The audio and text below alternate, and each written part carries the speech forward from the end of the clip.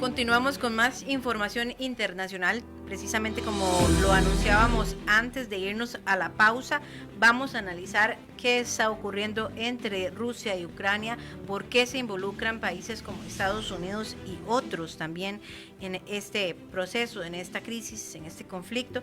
Y para ponernos en perspectiva qué es lo que está ocurriendo, está con nosotros Mati Tzabay, quien es analista internacional en geopolítica de Rusia, Asia Central y Oriente Medio. Mati, buenas tardes, casi noches para nosotros, casi buenos días para usted allá en Israel. Sí, buenas tardes para ustedes. Aquí es un poco más tarde, pero bueno, la diferencia horaria y es un gusto estar con ustedes. Un poco más tarde o un poco más temprano. Te agradecemos primero que nada el esfuerzo estamos en horas de la madrugada, ¿verdad? Desde Israel. Primero el agradecimiento que nos acompañes y nos ayudes a entender lo que está sucediendo y lo que podría suceder en este conflicto entre Rusia y Ucrania, que tiene, como decía Elki, muchos más actores o vendrán muchos más actores. Bueno, este es un conflicto que no comenzó ahora y que ha estado en distinta intensidad en los últimos años, ya que desde el año 2014, en el cual Rusia conquistó o reconquistó Crimea, eso es algo que se puede discutir, ¿verdad? Porque depende de quién lo dice eso. Para los rusos ellos volvieron a Crimea, para los ucranianos le quitaron a Crimea. Desde ese momento las tensiones se pusieron en forma muy altas, ya que también el gobierno prorruso que había en Ucrania terminó siendo echado por el pueblo en lo que se llamó la revolución de Maidán, con Yanukovych, que fue el presidente ucraniano prorruso que se escapó a Rusia y ahí entraron en un proceso democrático en el cual están hasta hoy en día, como un país que se separó un poco más de su tradición soviética, digamos, y se acercó a Occidente. Eso hizo que el gobierno de Putin, que Putin en realidad está hace casi 21 años en el gobierno, haya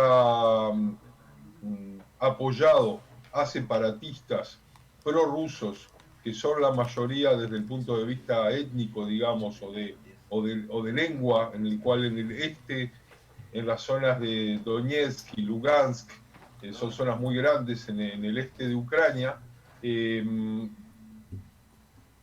atacaron o digamos que se auto propusieron como independencia, como lugares independientes en los cuales ellos son prorrusos y están tratando de separarse de Ucrania y están totalmente apoyados en forma incondicional por el gobierno ruso. Y en este momento en el cual hay otras tensiones internacionales con Estados Unidos y en general por todos los últimos años en los cuales tienen Rusia muchas sanciones económicas y de otros tipos, política también, de participación en foros internacionales. Entonces Putin usa esas zonas del este de Ucrania para hacer una especie de leverage de confrontamiento entre las distintas potencias. Ellos se ven a sí mismos, los rusos, como una gran potencia a pesar de haber caído de la Unión Soviética ya hace más de 30 años. Y de esa manera últimamente movieron muchísimas tropas hacia el este ucraniano, hacia la frontera con Rusia, más de 100.000 soldados y todo tipo de equipos, incluso con cazabombarderos que tienen poder nuclear y un montón de aparatos muy agresivos que en el caso de una conflagración podría ser algo realmente que no se vio muchísimos años. Por otro lado, en el mundo se piensa que es una manera de provocar a que Biden cambie su parecer y su forma de actuar frente a Rusia, en la cual ha vuelto Estados Unidos a ser muy agresivo en contra de Rusia y en contra de las sanciones, luego de 4 años de la época de Trump en que trató de distender las relaciones entre ellos, y ahora nuevamente hay muchísimos focos de tensión. Yo diría que son como 10 puntos diferentes en los cuales ambos países tienen grandes diferencias, pero si quieren puedo entrar adelante, más adelante, en lo que son esos puntos de diferencia entre ellos. Sí, Mati, de hecho yo creo que para poder también entender un poco desde esta parte del mundo la situación origen, ya usted mencionaba en el 2014 la toma, la posesión de Crimea por parte de Rusia. Esto tiene un poco de contexto, tiene un poco de historia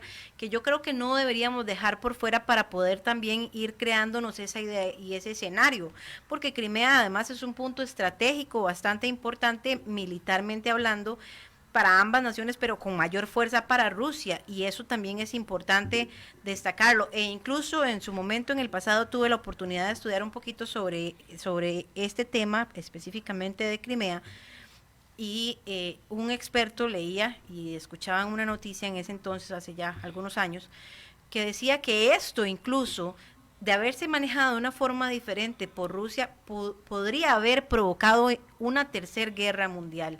¿Es esto cierto? ¿Lleva tanta fuerza este conflicto como para que esto pudiera haberse desencadenado en ese momento o ahora incluso en un conflicto más fuerte? Y poner en contexto un poco la importancia también de esta zona Crimea. Crimea, desde el punto de vista geográfico, o sea, está rodeada por el Mar Negro en toda su parte este, oeste y sur, y en toda su parte norte por el Mar de Azov, que es un mar que digamos, está a lo largo de toda la frontera noreste con Rusia.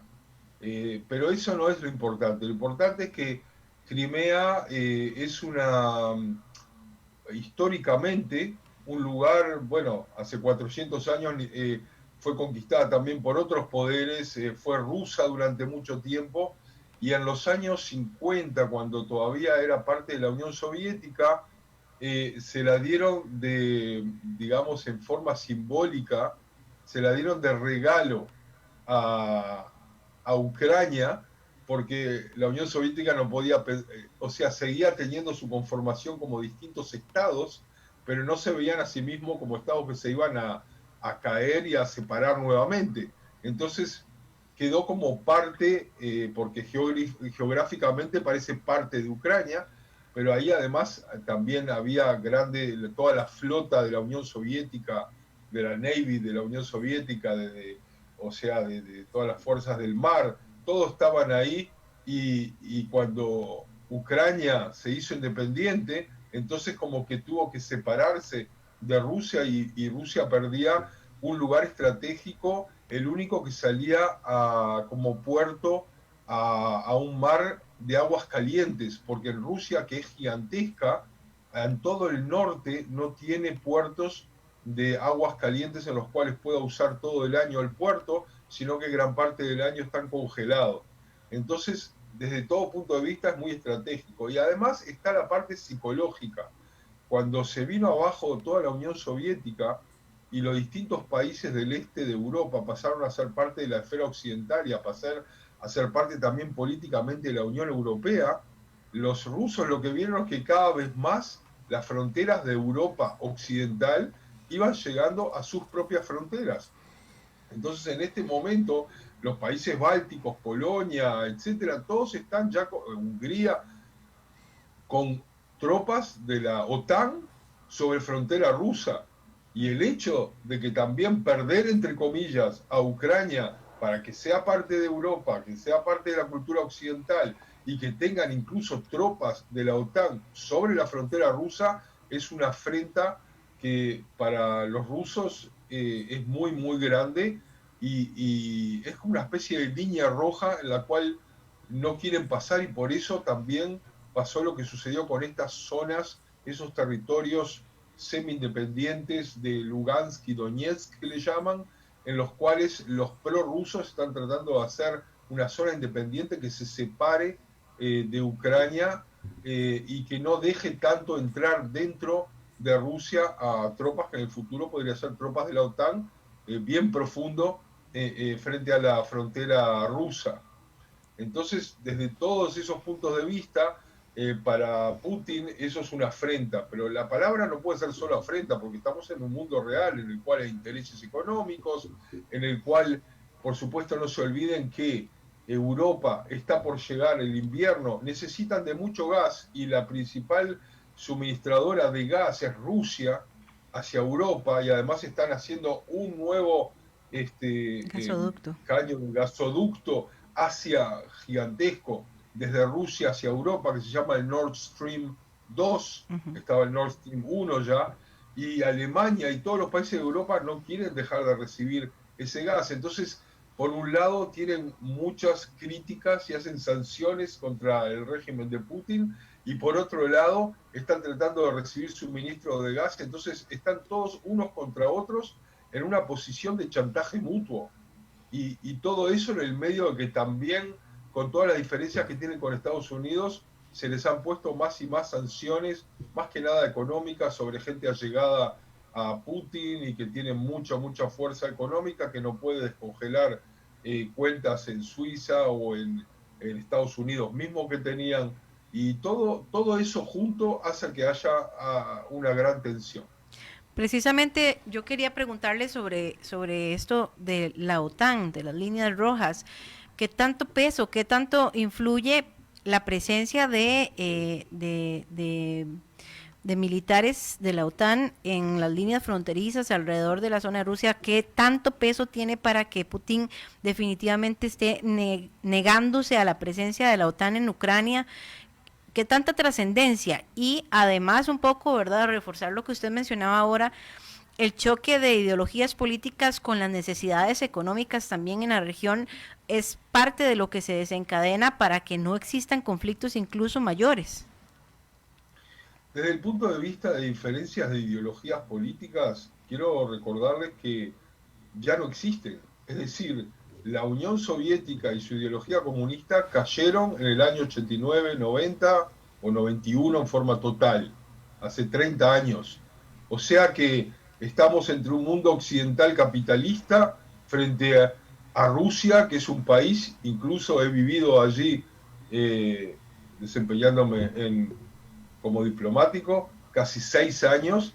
Rusia no tiene nada de comunista, incluso es un capitalismo bastante salvaje, con muy pocas regulaciones, con diferencias muy grandes entre ricos y pobres, y realmente las diferencias son del sentimiento de Rusia como gran potencia que quiere jugar en todas partes del mundo, y la realidad de hoy en día, en el cual la Unión Soviética se vino abajo, pero Rusia quiere seguir siendo llave de todos los grandes conflictos del mundo y de su propio poder, porque desde el punto de vista del desarrollo económico interno, Rusia es muy débil en comparación con las potencias mundiales.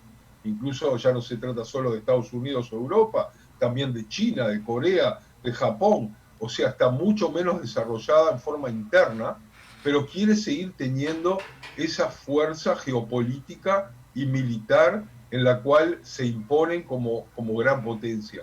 Y eso siempre juega dentro de Rusia la mentalidad de la gente: somos una gran potencia, nos tienen que tener en cuenta como una de las dos grandes potencias del mundo con Estados Unidos. Y la realidad es frustrante para ellos porque no es así. Por otro lado, amenazan con guerra y usan el hecho de que la OTAN se acerque a sus fronteras con esos argumentos. Pero no hay que olvidarse que en un mundo de la posguerra, o incluso el mundo de la posguerra fría, o sea, luego del 90, no han habido guerras, ni creo que vaya a haber guerras, por lo menos que sean con iniciativa de Europa o de Estados Unidos contra Rusia. O sea, cuando Rusia se enojó con Georgia en el 2008, atacó Georgia, nadie se metió. Cuando ahora se hicieron todos estos movimientos ayudando a los pro-independentistas de la zona de Donetsk y Lugansk en el este de Ucrania, todos protestaron, les pusieron sanciones, pero nadie se metió militarmente. Nadie quiere meterse militarmente con Rusia, primero porque es un gran poderío militar y segundo porque tiene muchísimo poderío nuclear. Nadie quiere llegar por unas zonas bastante subdesarrolladas a poder llegar a una tercera guerra mundial por ellas. Por otro lado, todos sabemos cómo empieza una guerra, nadie sabe cómo termina. Todos sabemos cómo empezó la Primera Guerra Mundial, en la cual se mató, ¿verdad?, a una persona de la nobleza en Yugoslavia, y luego de ahí todos empezaron a amenazarse los unos a los otros y se desató la terrible Primera Guerra Mundial. Todo puede suceder. Yo creo que en este momento, si Putin no va a entrar a conquistar a todo Ucrania, sino solamente a las partes del este, todos van a protestar, Europa, Estados Unidos, el mundo, van a bajar el estatus tal vez diplomático por un tiempo con ellos, van a haber muchas sanciones económicas, pero no va a haber más que eso. Mati, relacionado con esto que nos estás diciendo, entonces, tal vez una pregunta que podría ser muy sencilla o muy difícil. ¿Es la presencia entonces, o los movimientos que está haciendo Rusia, es una amenaza real? No hay que olvidarse de todo, en la geopolítica hay que ver todo siempre como una red de telaraña, en la cual hay muchos puntos juntos, que por un lado son débiles y por otro lado son muy fuertes y se mantienen como una telaraña, ¿verdad? Y hay que ver qué es lo que está sucediendo alrededor. Rusia ya hablamos de que tiene sanciones desde que entró a Crimea. Y por otro lado, en este momento, las potencias están sentadas tratando de llegar a un acuerdo sobre la pretensión de Irán de llegar a bombas atómicas. Están tratando de llegar a un acuerdo con Irán. Y al tratar de llegar a un acuerdo con Irán, ¿quién está sentados alrededor? Estados Unidos, la Unión Europea, China. Entonces, todos ellos se tienen que poner también de acuerdo, y en este momento, aparentemente, todos esos movimientos también están hechos para poder conseguir concesiones de Biden, como diciéndole, si yo te voy a dar concesiones en las cuales vamos a presionar a Irán para llegar a un acuerdo como nosotros queremos, entonces tú me das concesiones y sácame las sanciones y no me hagas líos, perdón por la palabra, en lo que yo trato de hacer en Ucrania. Y hay otros temas también. No se olviden que también está el tema de Bielorrusia, por ejemplo. Uh-huh. En Bielorrusia está lo que se llama el último dictador de Europa, que es Lukashenko, que es un aliado 100% de Putin. Uh-huh. Y en este momento hay toda una crisis en la cual miles y miles de migrantes de Irak y de Siria, etcétera, fueron hasta las fronteras de Bielorrusia y los están usando como escudo humano para tratar de que se vayan hacia Europa y otra vez que haya toda una crisis con refugiados en Europa. Esa es una... Para distraer una quizás. ¿Cómo? Para distraer quizás, Mati. También para distraer, pero no estamos hablando de seres humanos. Uh-huh. O sea, toda esa distracción es una distracción brutal. Cruel, sí. Una distracción basada en el sufrimiento de docenas y de cientos de miles de seres humanos que se usan para poder llegar a objetivos que solamente en forma normal, con desarrollo económico, no lo consiguen. Y que han generado también el malestar en la Unión Europea. El mismo Polonia, que es el principal afectado en este momento de esta situación, pues ha estado bastante incómodo y molesto con la crisis migratoria que se ha estado generando, y a pesar de que responsabiliza a la dictadura de Lukashenko, también dice que el principal gestor de todo esto es Putin. Exactamente, es lo que estaba diciendo Uh-huh. el general en jefe de las Fuerzas Armadas de Inglaterra, Nick Carter, acusó a todo lo que sucede en Bielorrusia en que es una jugada típica de la Guerra Fría orquestada por Putin.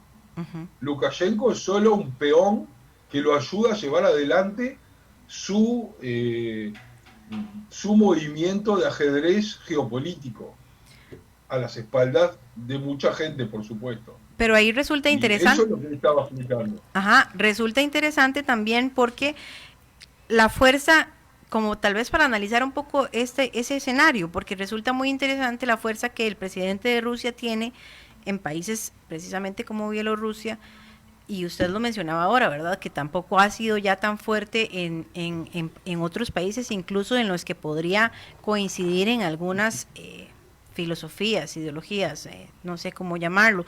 Sin embargo, bueno, pues tiene mucha fuerza ante un Lukashenko, pero incluso dentro de su país ha estado bastante debilitado, y este año lo hemos visto como él también ha sentido amenazas a lo interno de irse desintegrando este poder. ¿Dentro de Rusia te refieres? Sí, exacto. Dentro de Rusia, o sea, nadie es profeta para saber exactamente lo que sucede en un país que luego incluso de haberse desintegrado la Unión Soviética, sigue siendo el país más grande del mundo, desde el punto de vista del tamaño, más grande que Canadá, más grande que Estados Unidos, ¿verdad? Pero lo que sí te puedo decir es que digamos, en épocas normales, en Rusia, Putin tiene una aprobación interna de entre el 65 y el 75%. Y cuando lleva adelante ciertos, digamos, respuestas frente a crisis, como por ejemplo cuando hubo ataques terroristas islámicos o cuando entraron a Crimea, perdón, el índice de aprobación llegó a 88, 89, 90% de la población. Y yo les puedo asegurar que habiendo vivido allá, incluso si se toma en cuenta de que hay mucha manipulación de los datos están muy cerca de la verdad. El pueblo ruso pasó muchas crisis y muchas cosas muy extremas. El hecho de que haya caído la Unión Soviética, para nosotros lo vemos desde Occidente tal vez como algo normal. Ellos no lo ven como algo normal. Como parte Ellos de la tuvieron historia. Más de 70 años de comunismo. Lo que vino en los años 90 fue una situación en la cual se empezó a gestar una democracia que no llegó a ser una democracia plena.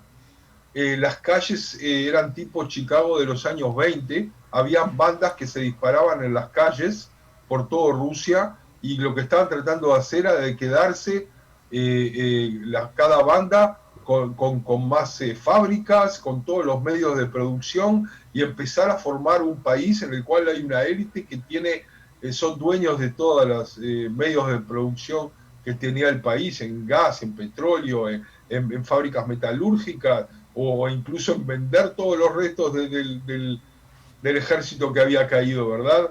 Todas esas cosas se siguen viendo hasta hoy en día.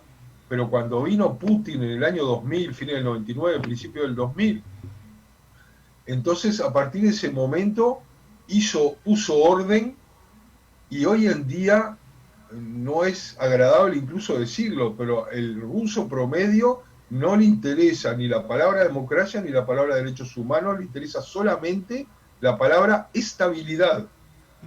Putin les dio estabilidad y hasta hoy en día lo siguen apoyando, porque Rusia es un país no solo gigantesco en tamaño, sino que tiene alrededor de 170 etnias diferentes dentro de sí. O sea, podría explotarse en distintos crisis y guerras civiles, y sin embargo consiguieron tener un país unido, y tenerlo unido tiene un precio muy caro, tiene un precio muy alto, que es crear todo tipo de conflictos frente al mundo, en el cual la mayoría de los rusos se concentran y se cierran en una especie de rusismo nacionalista en el cual los mantiene unidos.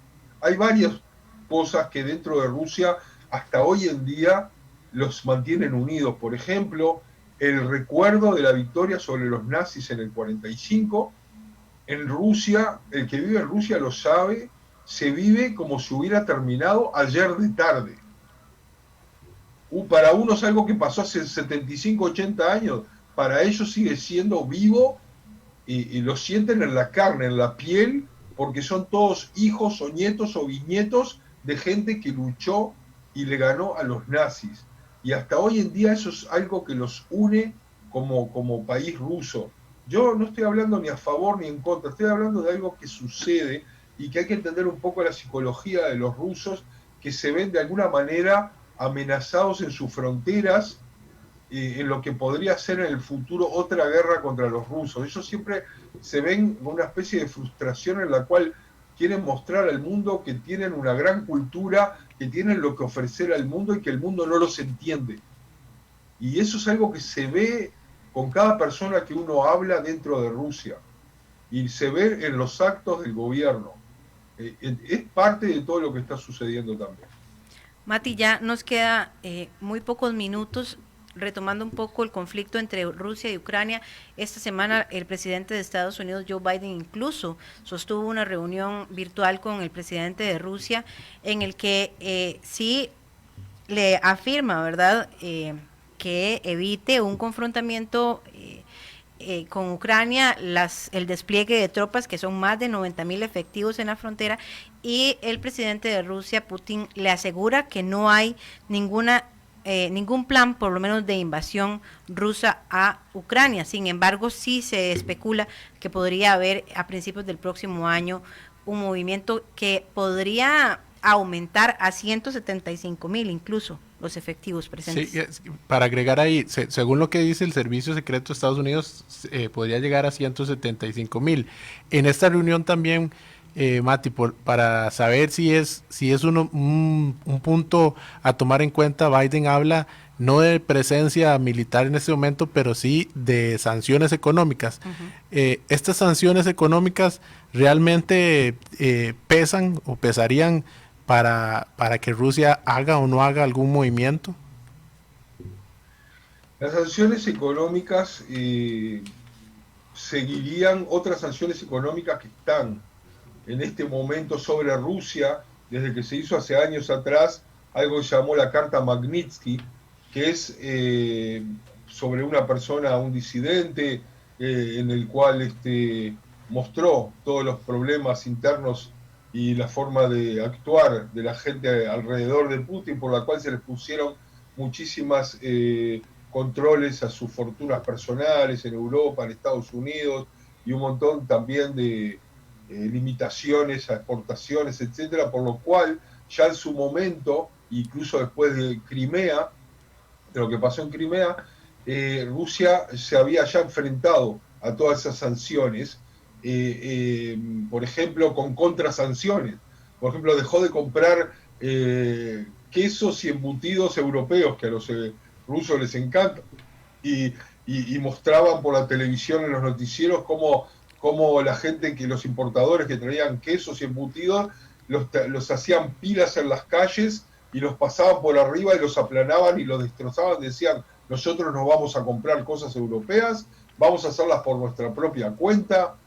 O sea, todo ese tipo de cosas que en realidad en los hechos luego no se dan. Hay contrabando, hay mercado negro, porque las élites rusas quieren seguir teniendo relación con Occidente, y ese es el punto débil que siempre tiene Rusia, que por un lado habla en forma independentista y habla en forma de que nosotros no le prestamos a Occidente, por el otro lado dependen de Occidente y están muy muy dependientes, e incluso todos tienen casas en Inglaterra o en otros países, digamos de toda la élite, que son varios cientos de miles de personas en Rusia.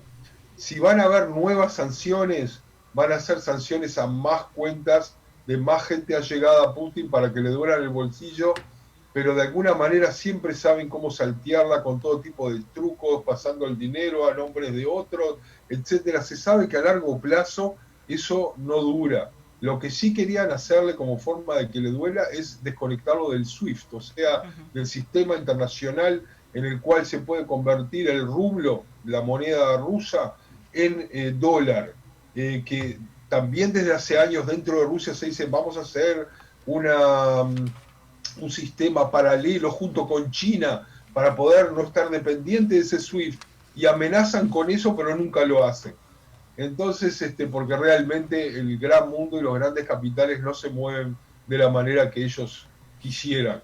Entonces, por un lado sí le va a doler, por el otro lado, a largo plazo van a saber cómo saltear esos problemas, o sea que ese no sería el final, pero entonces habría un gran problema si realmente van a invadir a Ucrania, o incluso pueden haber otros tipos de escenarios más locos tal vez, pero que podrían suceder, como que hablan de Ucrania, ponen muchísimas tropas sobre la frontera con Ucrania y al final terminan invadiendo un país báltico como Estonia o Lituania, y eso realmente ya sería apocalíptico porque estaría obligando a la OTAN y a su aliado, que es Estados Unidos, de alguna manera a confrontarse militarmente, y se sabe cómo se empieza, como les dije, no se sabe cómo termina. Yo no creo que se llegue a eso, creo que todo esto va a llegar a algún tipo de arreglo diplomático, pero que va a tener concesiones que a nadie le va a gustar. Mati, muchísimas gracias, se nos ha acabado el tiempo, nos da una perspectiva bastante amplia de lo que está ocurriendo y de lo que podría ocurrir. Habrá que esperar, el paso del tiempo es el que tiene la verdad al final. Muchas gracias por acompañarnos y de verdad muy agradecidos porque sabemos que para usted ha sido un esfuerzo mayor levantarse a las 2 de la mañana de Israel. No, me ha costado ver películas francesas hasta hace un rato, así que está todo bien. Muchas gracias, Mati. Muchas gracias. Bueno, muchas gracias a ustedes y excelente programa. Muchísimas gracias. Gracias. Y nosotros también, Luis, nos toca despedirnos de esta hora de programación. Recuerde que el próximo viernes tenemos una edición especial, un cierre de año bastante interesante. Vamos a ver cómo nos sale ese resumen anual. A las 5 de la tarde, de 5 a 7, estaremos en vivo en Conexión Mundial a través de Radio Nacional de Costa Rica y también, por supuesto, en Facebook, en Radio Nacional también de Costa Rica, se llama el Facebook en el que nosotros estamos transmitiendo. Así que estamos esperando ansiosos también ese viernes, que va a estar bastante interesante, esperemos. Así es, así que muy buenas tardes y los dejamos con 13 Costa Rica Noticias.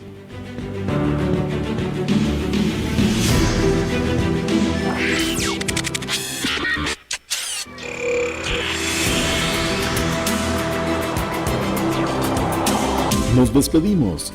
Somos Conexión Mundial.